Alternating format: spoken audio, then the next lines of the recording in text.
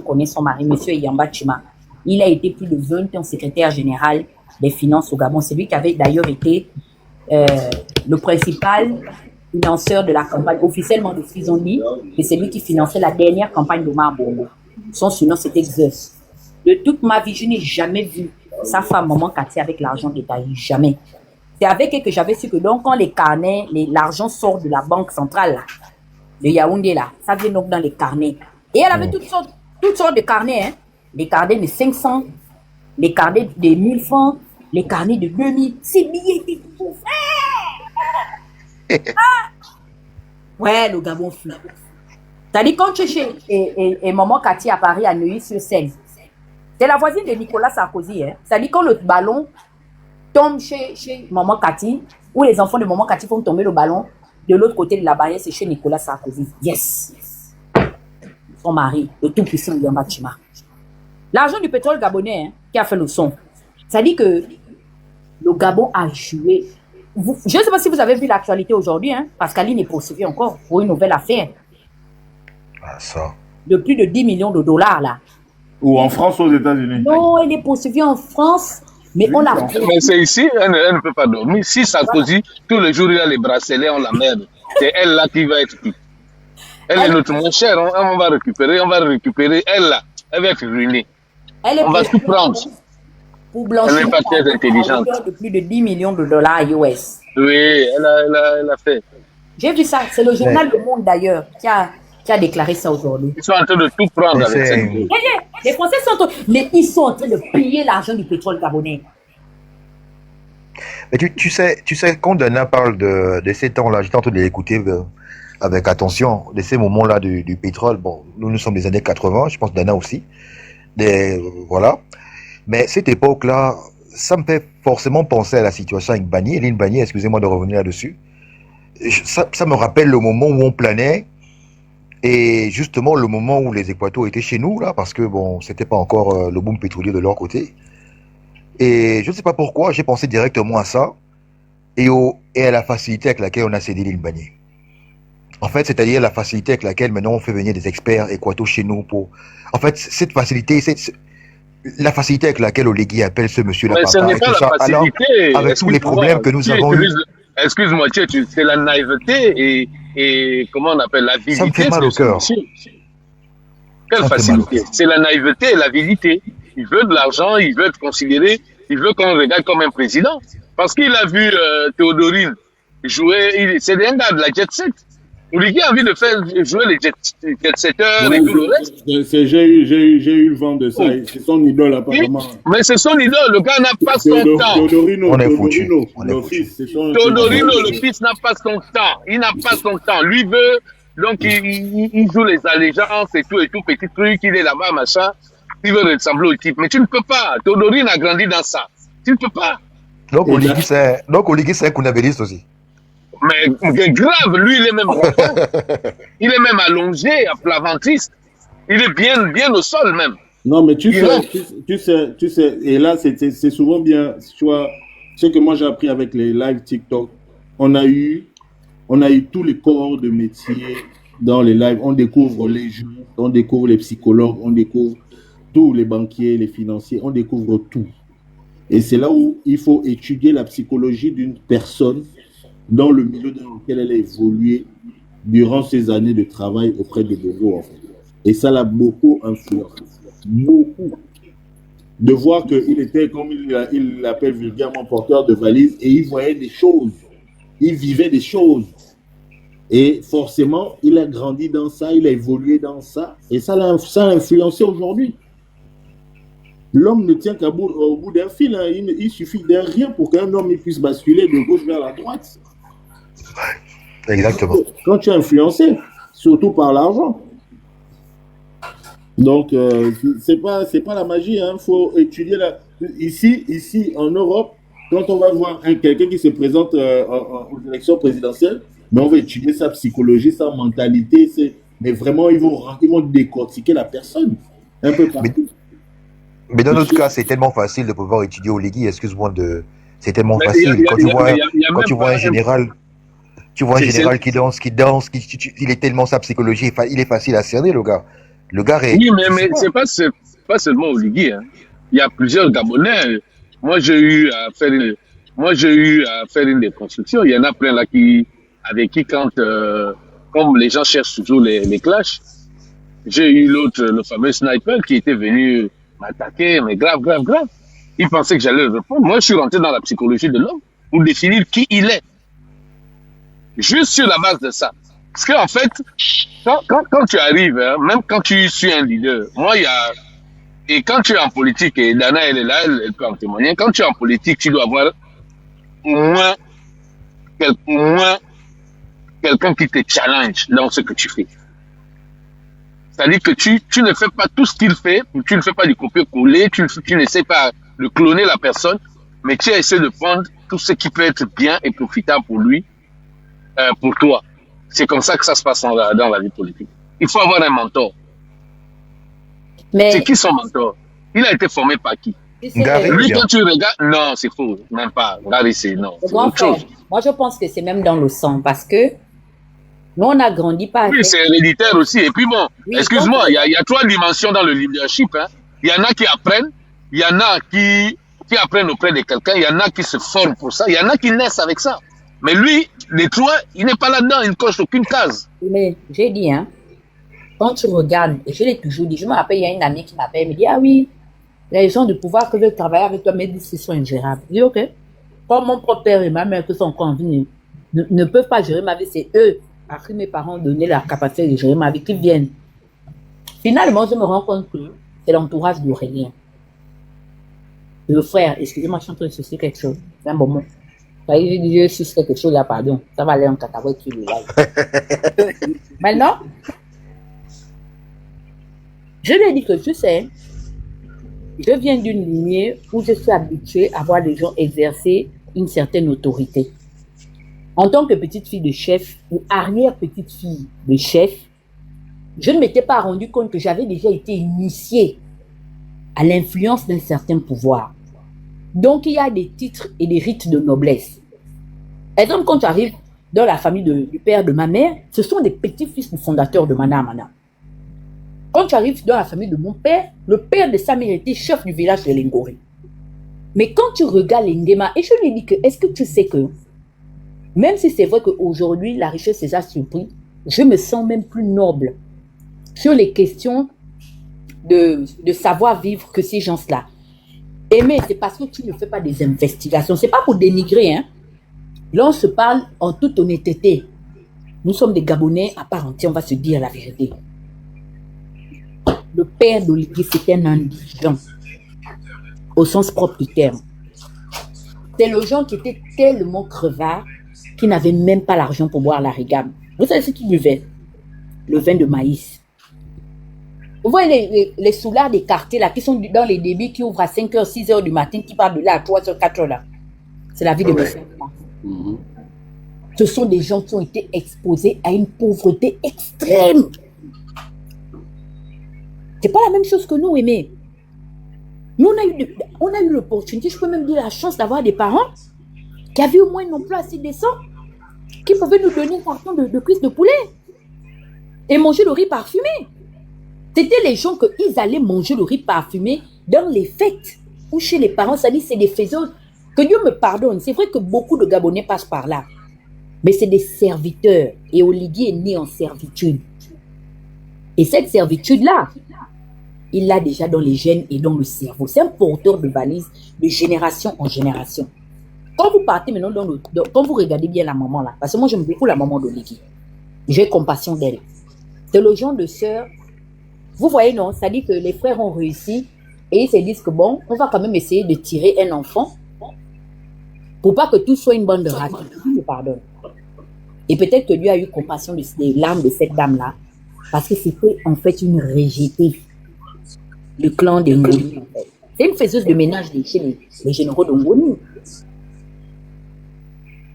Donc, relation, mon aîné ne t'étonne même pas. Oligui n'est que le fruit de l'environnement qu'il a conditionné. Porteur de valise, il est né à plat ventre. C'est-à-dire que quand on dit que quelqu'un est couché, moi je peux me coucher, mais est-ce que je peux étendre mes mains? Oligui étendait ses mains.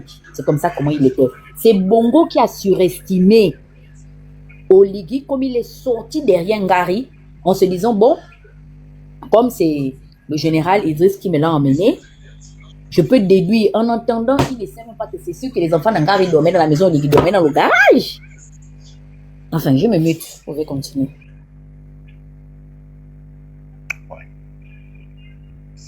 Continue ton propos. Mais c'est pas faux, en fait. Il faut simplement regarder, il faut simplement observer. Tu sais, il y a des gens qui sont influençables. Bruno disait tout à l'heure quelque chose d'essentiel, tu sais, quand il parlait de là où il a vécu. Moi, beaucoup d'entre nous, les premiers pas dans nos premiers pas sur cette terre, c'était on te dépose à l'école en voiture. C'était que on n'avait pas peut-être pas tout ce que les gens mangeaient à la sablière, ou à l'époque c'était batterie 4 et autres, mais bon, il y avait quelque chose. Mais je te jure que quand tu regardes, il est étonné. Et moi, l'une des choses qui me dépasse même sa femme parfois elle est surprise de se sentir là où elle est. Ils sont tous genre étonnés d'être là. C'est bizarre. C'est bizarre. C'est extrêmement bizarre leur truc. Je sais même pas s'il est au courant qu'il est président de la République. Mais si je prends l'exemple de Dana, ok? Il n'est pas grandi dans la noblesse. Mais bon, depuis le temps qu'il a servi Bongo, il a eu le temps d'avoir des salaires décents, de voyager de pays en pays. Donc son esprit n'a pas eu le temps de s'habituer à tout ça. C'est ce que je te dis, c'est dans les gènes en fait. Les choses deviennent surprises. Quand tu prends même ses demi-sœurs de même père, il a une de ses grandes sœurs qui avait dit dans le groupe des Yenguin, à partir d'aujourd'hui, sachez que je suis la Pascaline Bongo d'Intubazok. Tes sœurs sont... parler. Voilà, ça c'est dingue, ça. C'est une anecdote de malade. C'est-à-dire que même les Pandoyem qui appartiennent à l'aristocratie, quand ils ont reçu le lieu là, ils étaient les jeunes. Ouh, c'est Azamouam. Non, c'est de là. C'est des blédards. C'est-à-dire que eux là, c'est pas des villageois, hein. Parce que nous, nos descendants sont des villageois, c'est des broussards, des faiseurs de feu de brousse. Ouais, il y a quelqu'un dans les commentaires. Il y a quelqu'un dans les commentaires qui a fait une remarque que j'avais faite. Il y a une photo d'Aurélien là. Donc je te dis que la cravate un côté, le vent, le falling un côté, le veste, le gars était à son poste là. Tu regardes le frangin. Non, le gars, il ne ressemble pas à la richesse. Il ne ressemblait pas à la richesse. Non, il a été interviewé sur le canapé rouge de GMT Gabon Medata. Va voir comment il est habillé. C'est là-bas qu'on envoie la photo. Il s'habille comme un pimp. Bruno, tu connais les pimps de l'époque de Snoop Dogg là, non? Snoop Dogg. Oui. Et puis il plaque les cheveux, les anciens styles. Oui, plaquer les cheveux, oui, gros jean. Il plaque ses cheveux avec sa voix fluette là. Il a une petite voix fluette aiguë là. Akalina, Anangwebe, Anangwa, Peyobaba Kibantamba. Je dis que ça c'est quoi? Quand vous prenez même les voleurs d'Oyem et de Bitam là, même le vieux de maison, vous déposez une de maison bien en Dom et Togo. Le monsieur là n'est pas beau, mais le charisme du monsieur. Mais attends, tu n'as pas vu au début quand ils ont pris le pouvoir, comment les gars nous montraient les Weston qu'ils allaient acheter? Oui. Chacun venait montrer les Weston, des choses que les gens ont montrées il y a 30, 40 ans. Tu es président ou tu es directeur du budget. Tu viens nous montrer que non, tu portes les Weston. Je comprends pas. Vous voulez m'enlever le sommeil aujourd'hui, je jure. Bon, il y a 4 heures, Les arrivistes, quoi. Les arrivistes. Vous savez qui a coupé la tête d'Aurélien? C'est les gens de Mongomo. Le vieux Obiang dit que c'est Nana. Mais c'est quoi? Parce que vous savez que les Obiangema, c'est au moins 25 ans de progrès devant les Ngema, malgré que ce sont les homonymes. Donc il est parti là-bas avec les cheveux plaqués, les anciens styles, et les vestes qui sont fendues par derrière, et puis là les petites fesses là rebondies, on dirait une danseuse, une gogo danseuse. Donc il est passé là-bas juste à Constance et a demandé de quel format ça encore. On dit que c'est les Gabonais, levez-nous ça. C'est pour ça que vous voyez qu'il est nulle part. Je les ai déjà dit que vous êtes une bande de ça. Merde, vous nous emmerdez. Vous n'entendez pas le langage même de leur propre frère qui est au pouvoir. Peuple gabonais, je vais vous donner les Jordan. Ouais, c'est compliqué. C'est compliqué. Dans la tête, tu peux tuer quelqu'un à 4 heures du matin. Non, c'est compliqué. Non, sincèrement, ce qu'elle dit là, Oh, c'est compliqué. C'est compliqué. Mais le je problème te, avec le je genre te dis, du président. David, Ouais. Dana, je vais te dire ça à huis clos, mais bon, il y a quand même une centaine de personnes. On a nos offres. Ils viennent, ils payent 3, 4, 5, 10 paires de Weston. On envoie. C'est ça là. Ils découvrent. Même les chaussures. Non, non. En tout cas, Vraiment, même les chaussures. Franck Biziki l'a montré que lui, on le reçoit à Weston.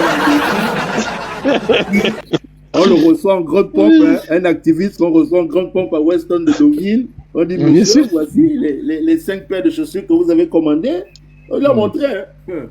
Le grand aimé, j'ai vu un monsieur qui était classe, c'est monsieur Casimiro Yimba. Pourquoi on l'appelait Casimir la classe? Son surnom, le vieux, si je vous dis même comment il était posé. Sa fille était dans la salle, tu n'avais même pas l'impression que sa fille était là, elle s'occupait, elle était au protocole de son père.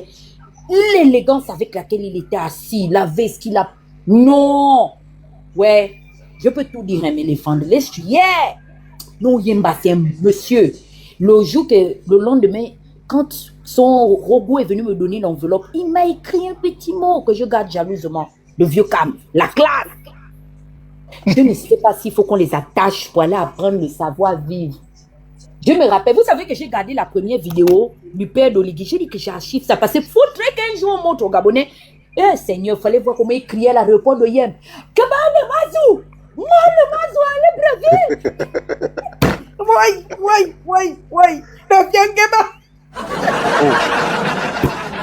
Seigneur! Je voulais ma... Ça va nous valoir des problèmes, hein? Cette partie-là. Tu penses qu'à cette heure-ci, ils prennent encore les captures d'écran? Je pense que les gens personnes qui sont là, c'est quoi? C'est pas les gens qui sont là pour veiller. Les gens du palais,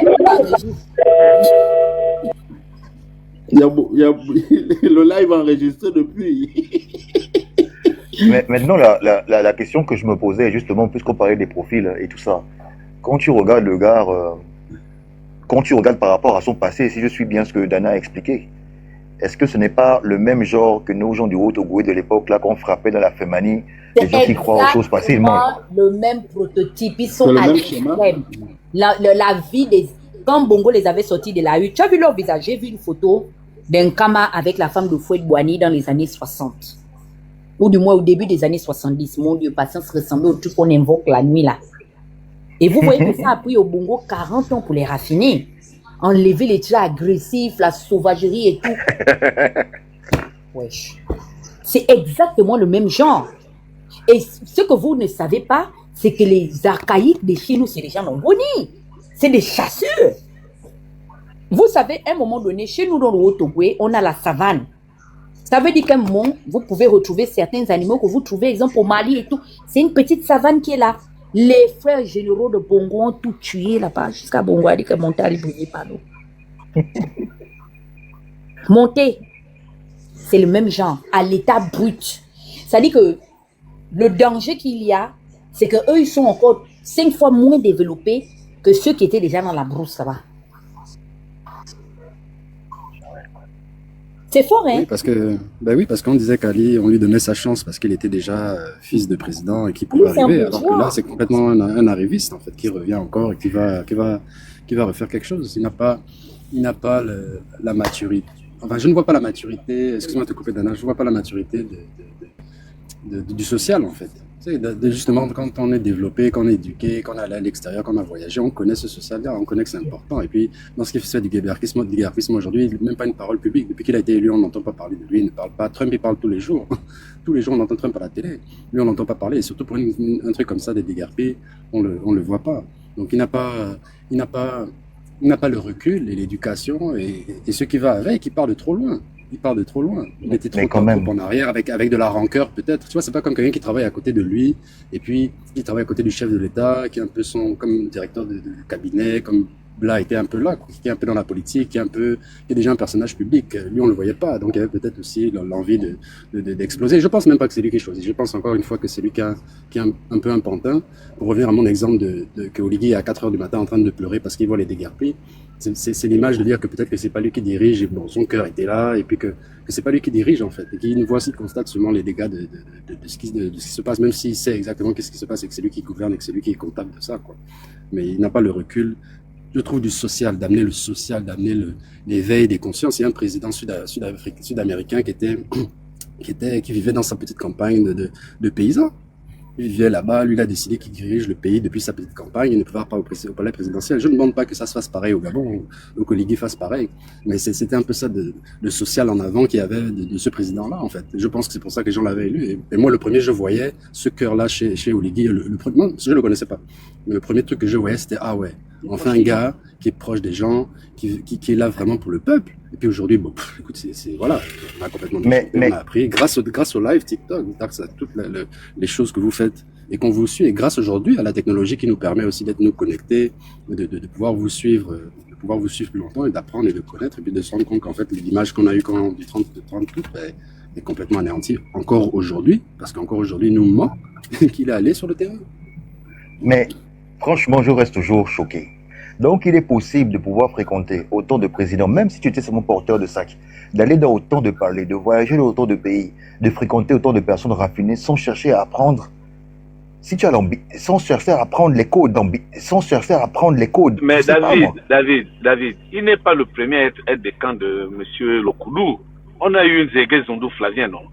Quand tu regardes, tu fais les deux. Tu regardes les deux. Toi, quand tu compares entre Zégué Zondou... Attends, l'autre, il est classe. À l'école, il était même ministre. Oui, jusqu'à dernièrement encore. Mais d'ailleurs, quand il y a eu le coup d'État, moi, je pensais que c'était l'autre qui devait être président. Je ne savais pas que c'était Oligui. C'est exact. Voilà pourquoi on nous demande toujours, là, nous qui sommes des enfants, il faut les décomplexer. Ils doivent avoir une analyse pertinente sur des choses, il faut toujours donner la parole. Ils doivent toujours manger, avoir un peu d'argent de poche, manger avec eux, avoir des débats avec eux quand vous êtes... C'est important. Lui, il n'a pas la culture du débat, et quand il est passé dernièrement, excuse-moi, André, quand il est passé dernièrement, pendant les dossiers de la FTG où ils ont fait le truc, il n'a pas la notion du discours ou bien de machin. Non, il n'a pas. Parce que même nous, avec nos enfants, on échange à table. Lui, il peut échanger. Regarde même avec Boisbouvier. Il y avait des coupures, tu sentais que là, les gars, on connaît quand même Boisbouvier et puis... Le monsieur n'a pas de substance. C'est vide, c'est plat, c'est fade. Je comprends pas comment on fait avec ce monsieur. C'est pas possible. J'ai un chronogramme. Non, votez-moi et je vous donnerai mon chronogramme. 3%. En fait, il faut comprendre une chose. Moi, ça c'est par expérience personnelle. Au décès de Edith Bongo, j'avais pu travailler en tant que chauffeur de certaines délégations de grands pays. En fait, les aides de camp, j'avais travaillé pour la délégation du Cameroun. J'étais chauffeur du pilote de Paul Biya. J'avais aussi travaillé pour la délégation de la Guinée équatoriale. Il faut savoir une chose, c'est que les aides de camp, quand ils arrivent quelque part avec la représentation politique qu'ils ont, qu'ils accompagnent, dès que la représentation politique rentre en salon privé, eux, on les met en fait dehors, à l'arrière-garde de la maison, ils sont en train de fumer, boire, ils sont en train de parler des femmes, en fait, on les écarte, en fait. Et j'ai pu voir, parmi toutes ces délégations, c'est comme ça que ça fonctionne. Une fois que le chef est rentré en salle privée, l'aide de camp, il est maintenant, il est dehors, il est oisif, il va chercher les femmes à gauche, à droite. On va juste dire que bon là, le chef va sortir dans 2 heures de temps, il faut être là. Et c'est comme ça. Donc, vous comprenez bien que même s'il a accompagné le boss, on les rangeait. Une fois que le boss était en travail. Vous voulez que je vous raconte le comportement de votre président? Quand il est venu aux États-Unis, il est allé quelque part. Je ne veux pas lui dire, mais bon, bref, je m'en fous. En tout cas, on m'a dit. Capri, moi, on n'a pas peur de couteau. Il était assis là-bas, donc voilà maintenant comment les Américains disent au Oligui que Vraiment, nous sommes très fiers vraiment de la plupart des Gabonais qui sont dans nos... Parce que les Gabonais sont intelligents. Hein. C'est-à-dire quand un Gabonais est intelligent, ils sont comme leurs frères camerounais en Afrique centrale. Là. Vraiment, c'est des gens sérieux et puis ils sont assidus au travail. Ils ont même tel Gabonais travaille dans tel domaine, il a la responsabilité de conduire tel secteur. Donc, quand il reconnaît, non, voilà votre président. C'est mon parent! La maison de son père et la maison de ma mère en Goni sont collées. Oh. Nous avons une réunion, ça dit géostratégie quoi.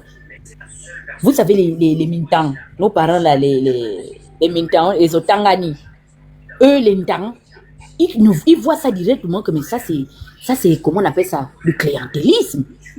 Donc des petits comment tel président fait honneur, tel Gabonais, ça c'est une nièce à ma femme. Ma femme même lui ressemble, il prend le téléphone, il montre la photo de Zita ou bien la Michelle. Ça, c'est ma première femme. Maintenant, celle dont vous êtes en train de parler là, c'est la nièce de ma deuxième femme. Exactement comme dans le crocodile de Botswana. Oh. Thomas Nguijol, directement. Je te dis que les Gabonais qui étaient dans la session là sont sortis, ils ont dit que wouh, tu nous avais dit, on ne croyait pas. Ce que le papa là nous a fait aujourd'hui. Et il parle à haute avec un ton imposant. Je sais qu'il a. Et imaginez, on doit traduire ce qu'il est en train de dire. Non, il nous met bien même. Ça dit que le Gabon, c'est ce qu'on voulait. Et on est déjà arrivé là.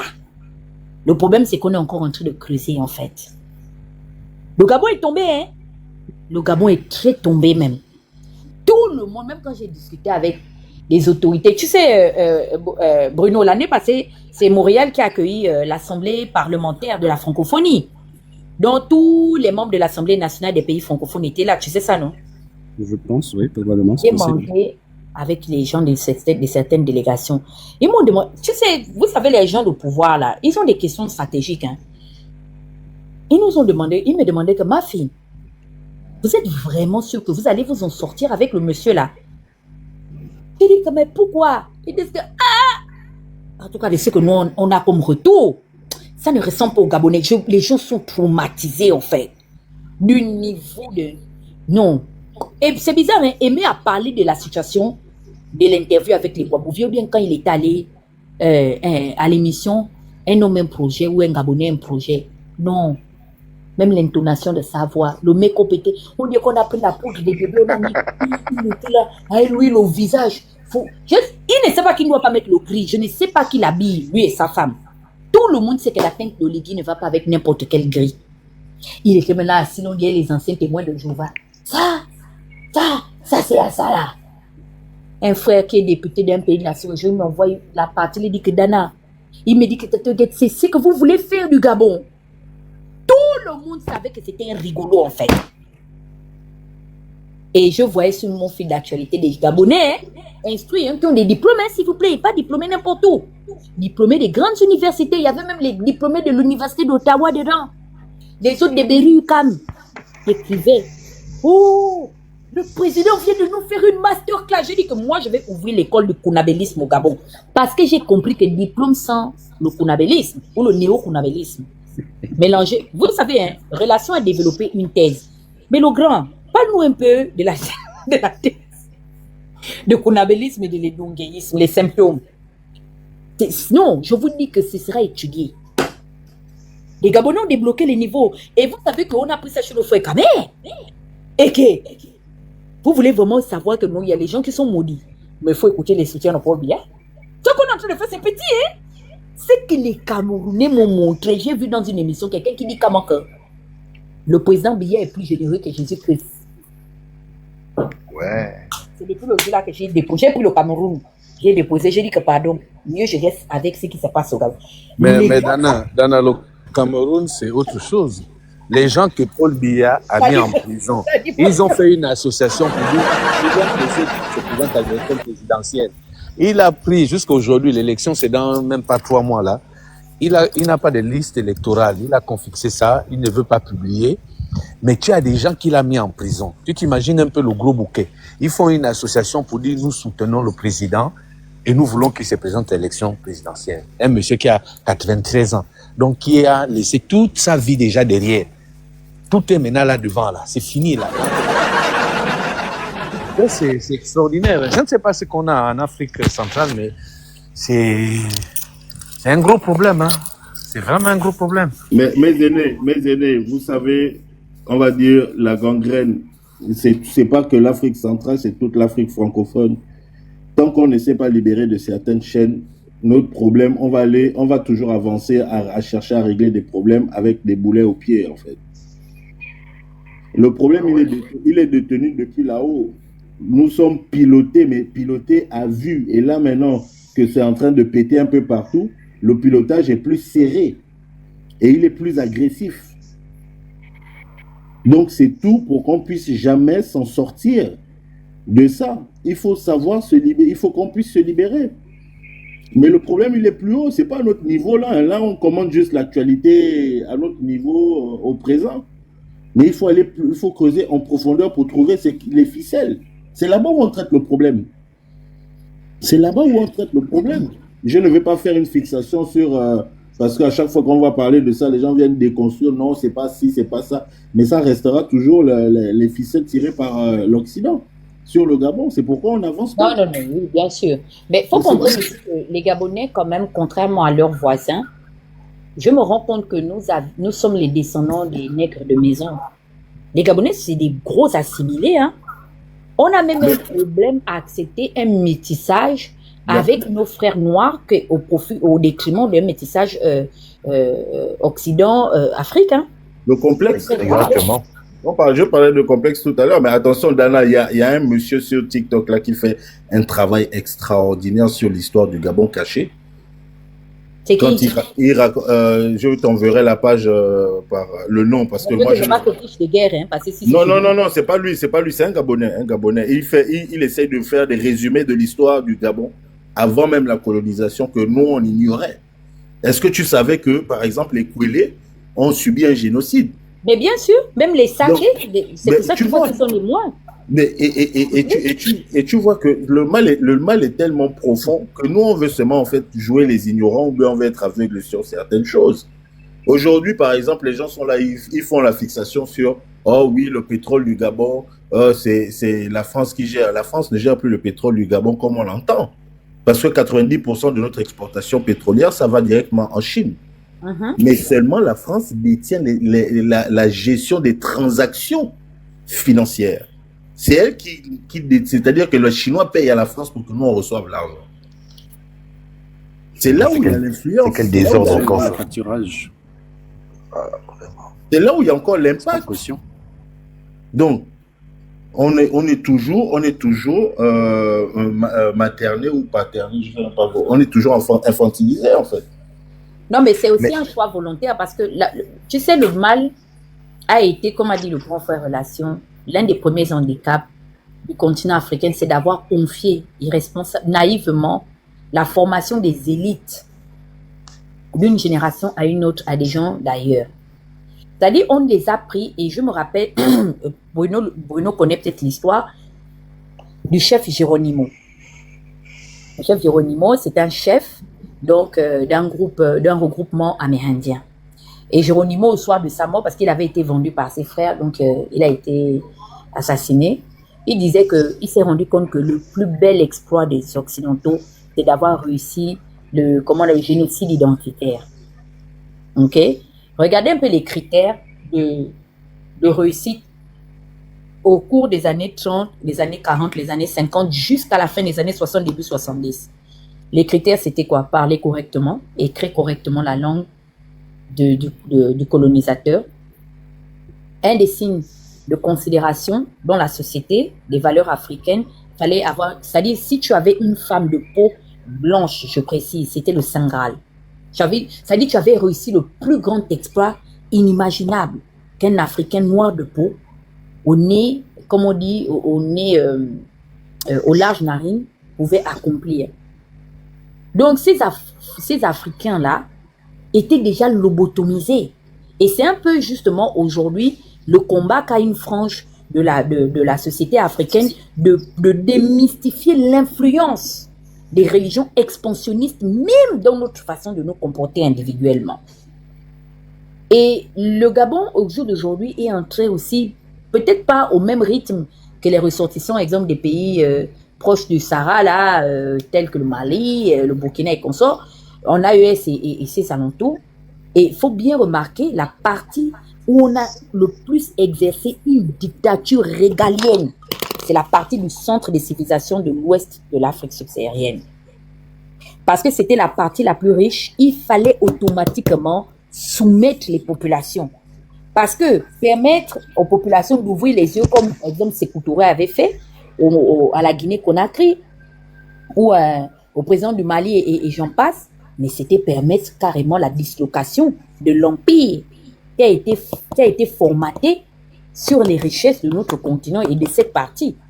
Donc vous allez voir que les religions ont joué un rôle très stratégique, en particulier la religion chrétienne, judéo-catholique chrétienne. Ce sont ces gens-là qui faisaient le renseignement, ce sont ces gens-là qui nous asservissaient par l'entremise même de la parole de Dieu, comme ils insinuent. Et au jour d'aujourd'hui, les Gabonais essaient de s'en sortir. Regardez un peu le travail que nous accomplissons, tel que mon frère Relation et tout, et pourtant c'est un chrétien. Mais vous voyez qu'il y a quand même une certaine, valeur de respecter aujourd'hui nos us et coutumes qui autrefois étaient considérés comme, je ne sais pas, impurs. C'est-à-dire qu'avant, tu dis à quelqu'un que tu es bouddhiste, mais c'est la débandade dans la famille. Le chien, c'est le bouddhiste, il a fait le bouddhiste toute la nuit, il a récité le nom de tout le monde dans la magie noire, dans le diable et tout. Et au jour d'aujourd'hui, les Gabonais, ça c'est pour chuter André, ont aussi ce combat-là. Sortir des thèses selon lesquelles la société a fixé des principes. Pour eux aujourd'hui, les astuces de la réussite se basent sur certains critères. Il faut parler couramment, il faut écrire couramment, il faut sortir des citations et tout. Et vous allez voir des différents panels. De plus en plus, certains panels se ressemblent parce qu'on veut forcément reproduire ce que nous avons appris. Et donc, les Gabonais, même à côté de leurs frères camerounais, le Gabonais est plus dangereux devant un Occidentaux qu'un Camerounais ou un Équateur. Est-ce que vous savez ça? En termes de traîtrise et de renseignement. Exactement. Le Gabonais, nous c'est pire, c'est qu'on fait ça même gratuitement. Merci. Je me mute. Mais Dana, rappelle-toi à l'époque... Mais Dana, excuse-moi, pour rebondir sur Géronimo et puis... Oui, allez-y les frères. Pour rebondir sur Géronimo et puis l'histoire des Amérindiens, l'histoire du Québec et comme tu dis le détachement que les Gabonais sont en train de prendre ou essayent de prendre, de se soumettre à autre chose. Au Québec, justement, ce qui s'est passé dans les années, je pense entre 50, 60, en tout cas avant la Révolution tranquille, ce qu'il y a eu en fait, c'est que l'Église ici, elle avait une grosse emprise sur tout ce qui était gestion. En fait, elle gérait tout. Donc l'Église gérait le nombre de femmes qu'un homme devait avoir, le nombre de le mariage. Les Québécois étaient très pieux. Il y avait beaucoup d'églises ici. C'était vraiment dans la religion. Ma grand-mère du côté de ma mère, bon, c'était ça. Ils étaient 14, donc c'était le chant et tout ça. Et à un moment donné, la société québécoise s'est réveillée en fait. Elle en a eu marre de se faire guider par l'Église en fait, qui représentait pour eux une oppression parce qu'elle dictait les règles. Donc, ce qui s'est passé, c'est que les gens se sont révoltés et ont coupé ce lien avec l'Église. Ce qui fait que même dans le jargon quotidien au Québec, quand vous allez entendre hostie de calice tabarnak, tu me fais chier mon calice d'esti tabarnak. Bon, mais ça veut dire tu m'énerves, tu m'énerves en fait. Toi, tu es un imbécile, tu m'énerves quoi. Mais quand vous voyez hostie, c'est l'hostie qu'on donne à l'Église. Tabarnak, c'est le tabarnak à l'église, et le calice, c'est également le calice. Donc, eux, ils ont carrément pris, en fait, ce qui représentait une oppression pour eux en jurant. Donc, ils utilisent maintenant les mots de l'église, un peu, pas contre l'église, mais ça a été leur façon de se rébeller, et dans la masse populaire, de se détacher de l'église, et de l'insulter, même dans sa façon de s'exprimer envers le pouvoir autoritaire qui était là. Donc, il y avait un autoritarisme qui était religieux, en fait, et qui était représenté par l'Église à ce moment-là. Donc, et vous verrez qu'aujourd'hui au Québec, à part des gens bon, ma grand-mère est morte, elle est décédée aujourd'hui, mais très peu de Québécois blancs vont à l'Église aujourd'hui. Très peu. Parce que justement, ils se sont détachés de tout ça et se sont libérés en fait. Et comme on voit aux États-Unis ou ici en Amérique du Nord, moi ce que je regarde toujours, c'est les délires des gars en fait. Parce que comme tu disais tout à l'heure, un ouvrier qui a sa grande maison, ben ici un ouvrier, il a un 4x4, il a un jet ski, il a un chalet. Bon là ça c'est un peu replié parce que le marché est plus difficile, mais je veux dire les gens ont des loisirs exceptionnels quoi. Parce qu'ils se sont détachés de tout ça, ils se sont détachés de vouloir aller bon, je dirais vulgairement d'aller à l'église le dimanche, mais il y a beaucoup plus que ça. En fait, il y a tout ce qui était de la société, toute la gestion de la société est maintenant revenu plus entre leurs mains et ils ont pu acheter les terres qui appartenaient avant aux religieux, à l'église. Donc eux-mêmes se sont compris des terrains pour développer leur chalet, pour s'ouvrir à la consommation et s'ouvrir, comme tu disais tout à l'heure, Dana, de se détacher de ce que le Gabonais, de ce qui retient le Gabonais de cette révolution. Parce que c'est ce qu'on attendait avec Oligui. Il n'y a pas eu de révolution, il n'y a pas eu de coup d'État, on ne s'est pas réveillé, les Gabonais ne sont pas réveillés, Oligui n'a rien changé, on n'a pas eu de changement drastique de choses, on le voit encore aujourd'hui. Il n'y a pas d'humanité dans ce qu'on fait au quotidien, dans la gestion de l'État. Donc il faudra qu'on casse, il faudra, comme dit Aimé, il faudra une révolution, qu'elle soit sanglante ou quoi, mais il faudra vraiment que les Gabonais se détachent de quelque chose. Parce qu'ils sont emprisonnés de quelque chose et il va falloir qu'ils cassent complètement quelque chose. Complètement.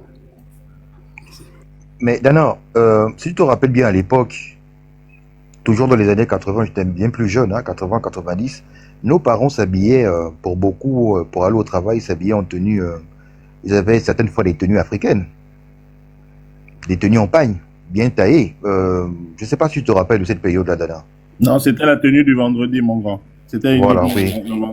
Oui, avec des tenues à Oussa aussi pour certains. Il faut dire à la fin des années 90, donc j'ai des années 80, autant pour moi. Donc j'ai plus de souvenirs dans les années 90 que les années 80 parce que j'étais vraiment bébé. Avec des tenues à Oussa que même certains, enfin je veux dire à Oussa, je veux dire le style, des styles de broderie là, des façons ouest-africains et tout ça, beaucoup on portait à l'époque.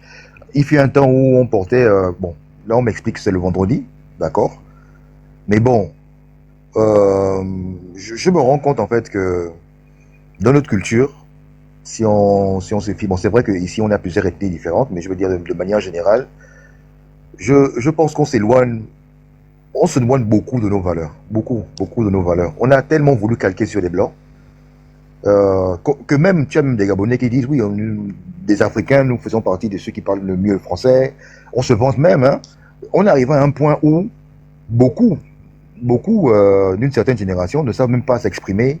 Moi, par exemple, j'ai 4 ethnies dans mon sang, mais je te comprends, mais je ne parle aucune des 4. Et même quand je dis que je comprends 50% de ça, 50% de là, 50% de là. Mais dire que parler, d'abord, même quand je m'exprime là, je pense que vous voyez déjà mon thème vocal. Mais moi, j'essaie de parler la langue avec un timbre. J'ai l'impression que c'est un blanc qui parle le français, qui parle la langue, en fait. Mais David, excuse-moi. Quand tu dis dans notre culture et nos valeurs, on a quelle culture encore aujourd'hui? Tu parles de quelle culture et quelle... Tu sais... C'est ce que je voulais poser comme question. Non, il y a des petites bases. Il y a des petites bases, exemple... Non. Le respect des aînés, le respect de tout ça. David, excuse-moi. Tu sais, les Français, on est devenu un peu pire, peut-être même que... En France, ils vont te dire, oui, la France est un pays qui a des valeurs, et ainsi de suite. Mais quand tu t'arrêtes, tu l'écoutes, tu dis, c'est lesquelles? Et après, on peut démontrer que les valeurs dont ils clament tant, elles ont été vidées de leur essence même. Quand tu parles que nous avons des cultures, nous avons des valeurs intrinsèques ou culturelles, c'est lesquelles? Et je peux te citer quelques-unes. Parce que je peux aller plus loin. Quand tu regardes actuellement pendant les échéances présidentielles, les garants même de la vraie tradition gabonaise, qu'est-ce qu'ils font? Tu les vois aller donner le mopétou, aller donner la torche indigène à des parfaits voyous politiques, à des délinquants, des gens qui savent sous le prétexte. Nous avions encore ce scandale, je crois que c'était en 2016, où il y a eu un problème avec le chef Mpongwe ou un truc comme ça là, où Ping était passé pour déposer au gars pour être intronisé avec 50 millions. Ali est passé derrière avec 100 millions. Ils ont persécuté Ping pour donner le truc et là même ils l'ont trompé parce qu'on avait donné une torche indigène éteinte. Ils sont tous une bande d'escrocs et de voyous. On parle de quelle culture? Quelle valeur? c'est eux qui incarnent encore un peu la culture et la valeur. Mais si eux, ils sont prêts à brader ça au détriment du pognon, tu crois qu'on va où avec? Peut-être qu'André voulait ajouter quelque chose avant que tu ne rebondisses.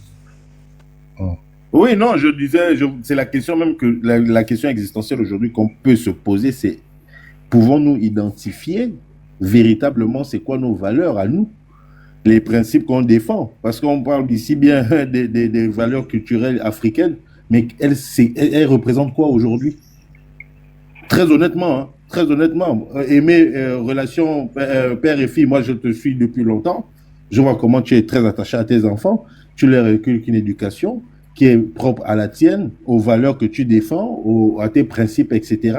Mais est-ce qu'aujourd'hui, il y a une influence africaine dedans? Est-ce qu'aujourd'hui, il y a une influence européenne plutôt? On ne sait plus définir c'est quoi nos valeurs, surtout africaines, parce qu'on sait tous une chose, et on est sûr de ça, on est animé en nous d'un feu, le feu africain, et on sait tous que ça bouillonne en nous. Il y a des choses qu'on voit, il y a des choses qui nous parlent, il y a des choses qu'on entend. Mais aujourd'hui, comment les exprimer, les extérioriser?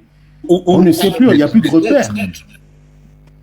Il n'y a plus de repères. Très honnêtement, moi je dis, il n'y a plus de repères. Moi, je n'ai plus de valeurs et de principes culturels africains parce que je suis perdu complètement.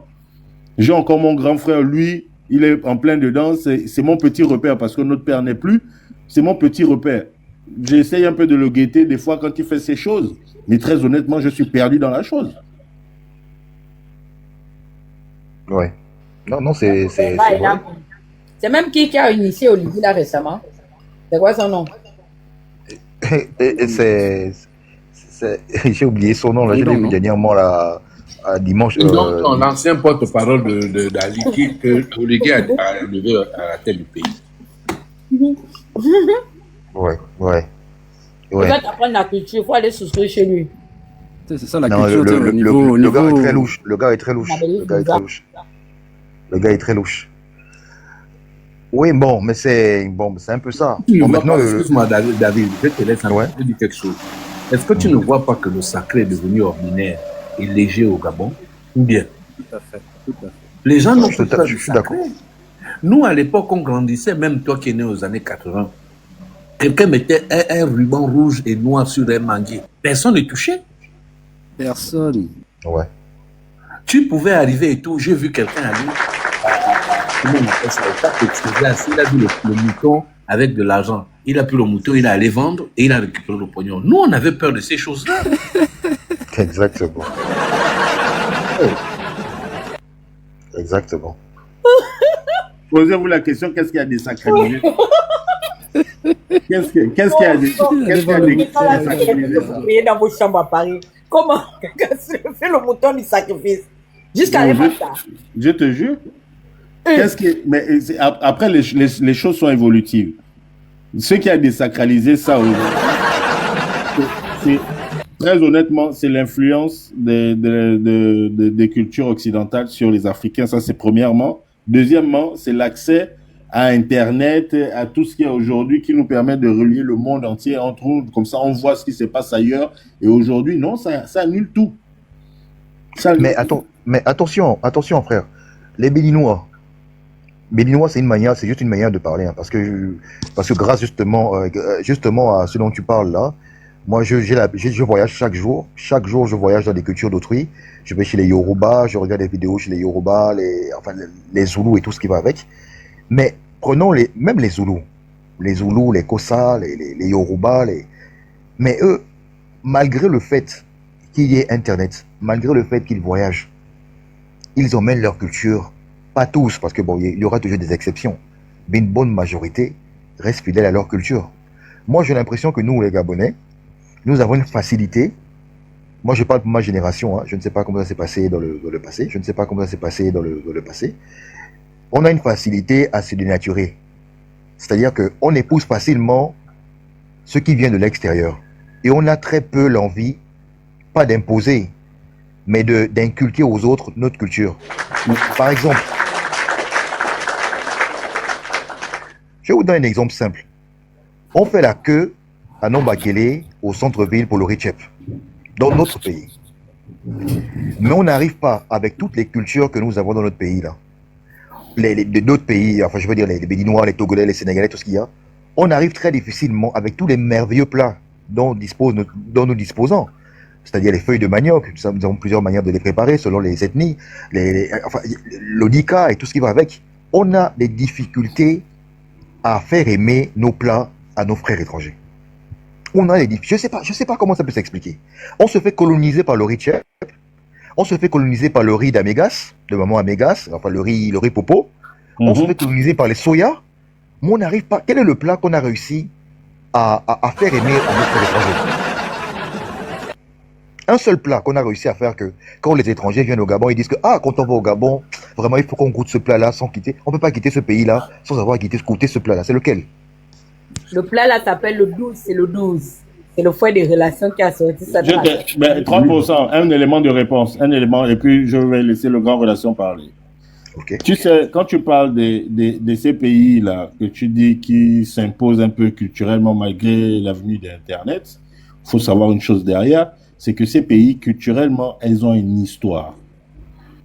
Et ces pays ont une histoire sur laquelle reposent, mais vraiment, tous leurs principes. Nous, on a perdu notre histoire. On nous a effacé notre histoire. Les Gabonais pensent que le Gabon est Gabon depuis 1960. On ne connaît pas la base des bases de notre histoire et on ne nous l'a pas apprise. Si tu vas au Bénin, il y a eu des royaumes là-bas. Sauf peut-être le Mvet, non? Le Mvet peut-être, non? Oui, ben, le Mvet, on nous a vendu le Mvet comme quoi? Une sonorité, une musique, une musicalité. Moi, c'est dans ma trentaine que j'ai appris que le Mvet, c'était une culture guerrière, en fait, d'abord. Moi, on m'a vendu le Mvet comme un rituel de danse, de musique. Oui, c'est vrai. Et non comme une philosophie de vie. C'est ça le problème. Tu vois, comme Fem disait dans les commentaires, ouais, très bien, exactement. Et comme Fem disait dans les commentaires, c'est exact. Pourquoi on allait s'expier, c'est pourquoi on se compare aux Occidentaux alors qu'ils n'ont pas forcément l'exemple. Mais malheureusement, je pense que pourquoi on ne connaît pas avant 1960, je pense que c'est probablement l'art oratoire qui s'est perdu, en fait. Parce que tout se transmettait par l'oral dans nos tribus de l'époque. Il y avait pas d'écrit. On va s'entendre, il n'y avait pas d'écrit. On pouvait pas écrire sur une feuille de bananier, puis ça va rester tranquillement dans le coffre-fort de nos ancêtres pygmées. Il n'y en avait pas. Donc malheureusement, et encore on le voit aujourd'hui, il y a les archives de bananier qui ont disparu. Bon, donc c'est dingue. Donc c'est un peu ça qui a fait peut-être en sorte qu'on ne puisse pas savoir quelle est la vraie histoire d'avant, peut-être d'avant, peut-être que je la connais pas, peut-être que c'est vraiment mon ignorance. C'est surtout quand je dire ça, mais je pense que c'est ça qu'on allait peut-être chercher à l'étranger. Mais Bruno, la vraie décadence qu'on a eue, c'est les 40 ou les 50 dernières années. Moi, je suis de la génération 70. J'ai vu quand il y avait une maman du quartier qui accouchait, toutes les mamans du quartier. L'autre va préparer, l'autre va laver le linge, l'autre va repasser, l'autre va amener de l'eau, on lave les enfants, et ainsi de suite. Assistance collective, ouais, exact. Vraiment. Communauté, ça faisait quoi? Il y avait un brassage.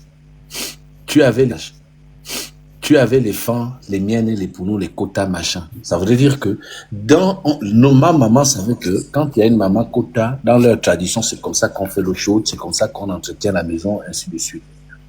Mais c'est pas l'occidentalisation qui nous a causé un problème. Et c'est là où nos frères chrétiens vont encore peut-être venir m'attaquer, mais maintenant, aujourd'hui, même quand on t'amène la nourriture, tu viens d'accoucher, dès que la personne tourne le dos, les gens vont pratiquer les prières dessus. Le sang de Jésus, le sang de Jésus, si quelqu'un on a mis quelque chose, on est dans une suspicion, parce que les démons sont partout, parce que tout le monde devient sorcier. Aujourd'hui, combien de femmes encore se retrouvent autour du feu pour parler, même dans nos villages. Parce que la soi-disant religion a pénétré. Parce que à chaque fois que quelqu'un a un problème, c'est forcément le voisin qui te bouffe. Si tu as échoué parce que tu allais casser les badames, nous on cassait les badames à l'époque. Aujourd'hui, c'est le king, c'est même plus le king of. Mais aujourd'hui, le problème, c'est qu'on est capable de donner la responsabilité de ces échecs aux voisins. Aujourd'hui, même quand il y a les décès, quand une maman du quartier perd son mari, les autres femmes ont du mal à aller dormir avec elle et l'encadrer. Parce qu'il y a des suspicions de sorcellerie et tout le reste. Sorcellerie, ouais. Est-ce que la sorcellerie a commencé? Il faut aussi comprendre que nos clergés, qui ne sont pas des gens qui reviennent d'ailleurs, les 3/4 des pasteurs au Gabon, c'est des Gabonais. Mais pour mieux asservir et se servir du peuple, qu'est-ce qu'ils font? Ils créent des concepts et des doctrines pour enchaîner le peuple du fait que le vivre ensemble devient une affaire de suspicion quotidienne. Moi, je parle en connaissance de cause. J'ai mis pratiquement 25 ans de ma vie dans le clergé, dans l'église, à fond. Mais je me suis révolté. Pour ne pas le citer, Mike, qui est là, c'est le pote à Dana, mais c'est mon père. Joktan. Mais bien sûr, quand il sortait en 2016, il allait au dialogue, on était dans un travail fort. Quand il décide d'aller au dialogue et qu'il me donne les raisons pour lesquelles, j'ai dit, si tu y vas, moi, je tape sur toi. Et à chaque fois qu'il sortait un document où il y avait un truc où il voulait amener le peuple, sur lequel, d'après beaucoup, Dieu l'aurait établi, pour pouvoir rentrer dans une sorte de librairie, moi, je sortais, je prenais le texte ou le live qu'il faisait, je déconstruisais, mot par mot, je venais, et ça m'a valu des problèmes. Des gens qui étaient proches de moi, parce qu'on s'est dit, mais on est sur un champ politique, s'il y a la duplicité, moi, j'ai la responsabilité de pouvoir, répondre à ce monsieur. Mais la déchéance en matière culturelle et traditionnelle vient du fait qu'on a amené le diable partout. Aujourd'hui, on arrive à faire des cultes écuméniques, c'est-à-dire que même ceux qui nous ont amené la religion n'arrivent pas à se retrouver entre les francs-maçons et tout le reste, et toutes les religions pour se mettre ensemble. Nous, on a réussi à faire des cultes écuméniques, à prendre les bouddhistes et tout le reste au même endroit, alors que chacun a sa dimension de spiritualité. Les églises éveillées disent que les catholiques n'ont pas le Saint-Esprit, ils sont hors parce qu'il y a Marie dans leurs églises. Et les autres disent non, si vous êtes aujourd'hui là, c'est à cause de nous. Les protestants disent non, protestent ceci, ainsi de suite. Après, tu as les gens de Karl Marx, tu as les machins. Après, les bouddhistes disent non, c'est nous qui avons la vérité. Entre-temps, les gens du Djembe disent le contraire. Quand tu arrives maintenant chez les autres du Haut-Togo là-bas avec le Djobi, c'est autre chose. On est capable de prendre des symboles comme la torche indigène, le bâton du pouvoir. Moi, si je mettais ma vidéo, j'ai là la palabre dans ma maison. On ne donne pas ça à n'importe qui. Il y a des choses, il y a des éléments qu'on ne donne pas à n'importe qui.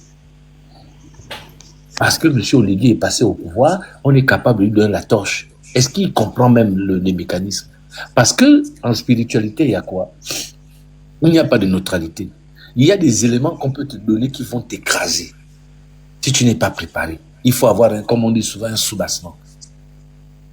Mais on a vu M. Ali Bongo forcé dans les cages, dans les petites cases avec les pygmées. Comme on a vu l'intronisation, c'était même ridicule avec notre frère Ndondon, qui était un ancien adepte du vaudou avec médecin à Combessi, qui vient introniser M. Oligui qui rentre dans la 5e République. Donc on n'a pas, la culture a perdu toute son essence même. Parce qu'aujourd'hui, tu es capable d'aller voir n'importe quel chef coutumier, il suffit simplement que tu donnes de l'argent, tu arrives à le corrompre, c'est fini. C'est fini. Tout est à base tout est corruption. On prend un 4x4, on donne au chef traditionnel Mpongwe. Monsieur la communauté Mpongwe, je m'excuse encore pour eux. Ils sont sortis dire non, quiconque va encore faire des invocations au bord des mers et tout, il va être frappé. Parce qu'ils sont garants. Mais ils peuvent laisser tranquillement M. Oligui aller dégager les gens, aller les mettre dans une situation. Vous pensez que dans le lot des gens que Oligui a chassé, a cassé les maisons, là, il n'y avait pas des gens qui sont dans leur secte traditionnelle de Mpongwe, qui gardent, paraît-il, l'estuaire. Vous pensez que donc les génies ont laissé Oligui d'aller casser. Ben, le nom plein oreille, ça vient d'où, mon gars? C'est ça, tout ça. C'est toute cette escroquerie spirito-chrétienne, sociale, dans lesquelles nous devons nous insurger. Aurait-il en bien veut dire vérité, hein, normalement, ou bien c'est notre vérité? Comment vous êtes garant de toute une province et que les génies vous donnent un héritage Vous laissez ce monsieur venir casser les gens, les précariser. J'ai parlé de ça. Je dis, mais même si tous les ressortissants... Moi, je n'y crois pas à leur connerie. Pourquoi les chefs là, au bord de mer, il y a un arbre là. Quand on veut casser, les génies ont dit. Les génies ont dit quoi? Quel génie? Vous parlez de quel génie? Dans votre village comme ça, vous êtes une bande de corrompus. Vous ne venez pas demander de quoi souffrent les gens qui sont des délinquants traditionnels et spirituels. Vous venez influencer les gens. Mais allez-y au niveau de comment on appelle ça,